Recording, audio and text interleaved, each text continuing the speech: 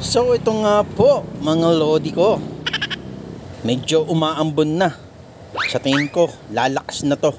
Kaya ito, nag-ready na tayo ng tabing. Upang maapagsakay man tayo, hindi na maabala ang pasero natin. Mindset ba? Mindset.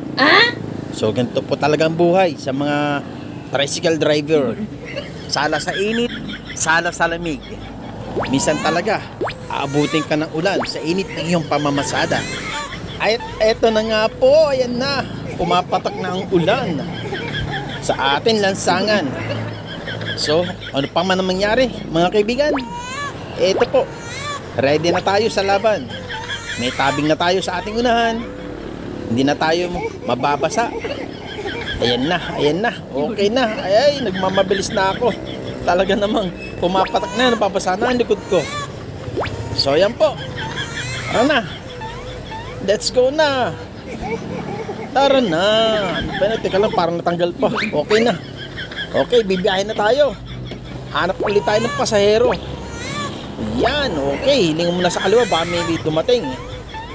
At ito na nga po ang ating biyahe. Okay po, ingat po sa lahat. God bless.